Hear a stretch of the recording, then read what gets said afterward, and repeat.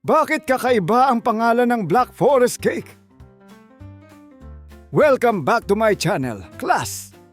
Nakasubscribe na ba ang lahat? Ako si Professor Ipaliwanag ng University of Life. At ngayong araw, pag-uusapan natin ang isang cake na parang love life. Matamis, may konting pait, at may lalim. Bakit nga ba tinawag na Black Forest Cake?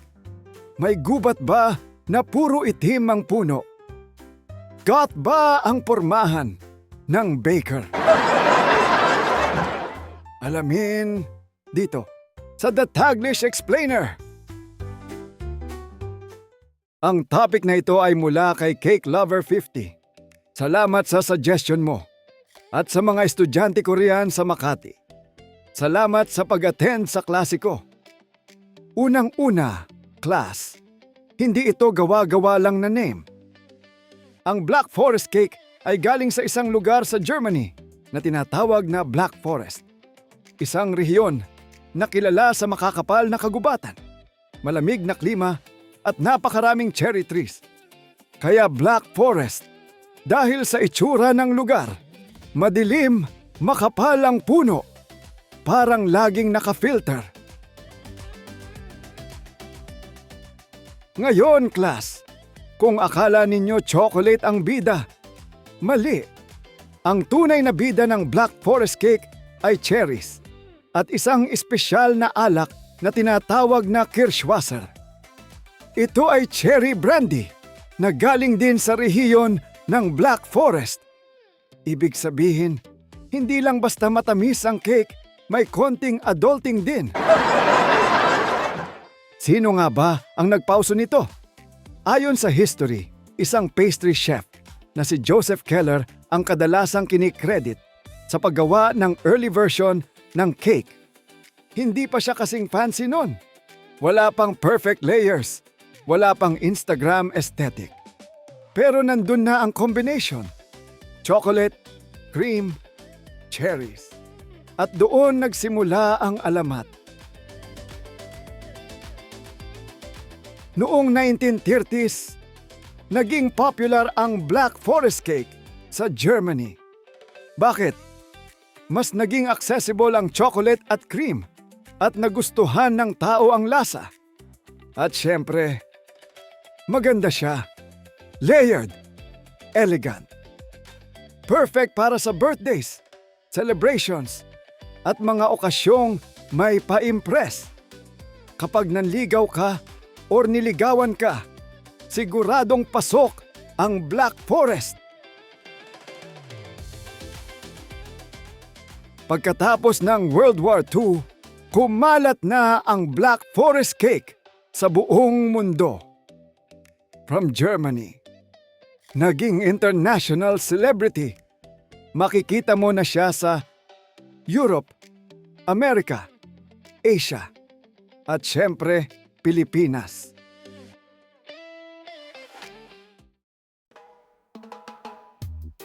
Class, alam naman natin kapag may pumasok na pagkain sa Pilipinas, hindi siya mananatiling original. I-a-adjust natin yan. Ang Black Forest Cake sa Pilipinas ay mas matamis. Minsan walang alcohol, kirsch, mas creamy, at mas pangmasa ang version. Pero ang essence, nandun pa rin. At ano ba ang role ng Black Forest Cake sa buhay ng Pilipino? Simple. Special occasion cake siya. Hindi siya everyday merienda. Hindi siya pandesal level. Siya ay birthday cake, celebration cake, may achievement cake. Kapag may Black Forest Cake sa mesa, may ganap. Sa Pilipinas, ang cake ay hindi lang pagkain. Simbolo siya ng pagmamahal. At ang Black Forest Cake, medyo sosyal na pagmamahal. Kapag may nagdala nito, uy, espesyal to ah. May budget, may effort, at syempre, unang nauubos ang cherries sa ibabaw. Swak siya sa panlasa ng karamihan sa ating mga Pinoy. Mahilig tayo sa matamis. Gusto natin creamy. Pero ayaw natin ng sobrang umay. At ang cherries, nagbibigay ng konting asim para balanced. Parang relasyon na kailangan may contrast para tumagal. Ngayon, marami ng versions. Mini cakes, cupcakes, ice cream version, at kahit Black Forest na shake. Yes, umabot na siya sa ganun. Na-blender na ang history. Kidding aside, kung iisipin ninyo, ang Black Forest cake ay parang buhay din. Layered.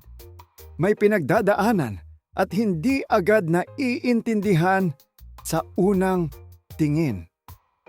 At tulad ng cake, mas na-appreciate kapag hinimay mo.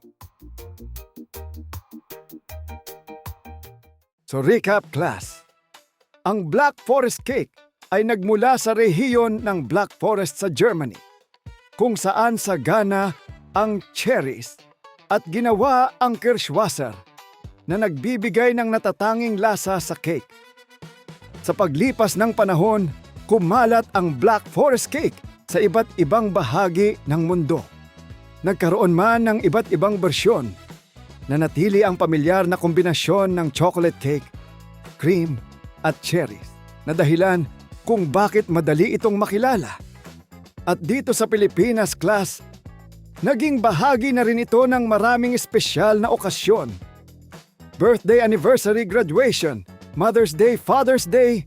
Kapag may Black Forest sa mesa, kadalasan may ipinagdiriwang. Kaya sa bawat slice, hindi lang chocolate, cream at cherries ang naroon. May kasamang celebration, effort, pagmamahal at mga alaalang nabubuo habang nagsasalo-salo ang pamilya. Ako si Professor Ipaliwanag ng University of Life at tandaan ninyo, class, hindi lahat ng cake pang-araw-araw. May mga cake na dumarating lang kapag may dahilan para magdiwang. At kapag may Black Forest sa mesa, kumuha ka agad ng slice. Dahil kapag na-late ka, cream na lang ang matitira.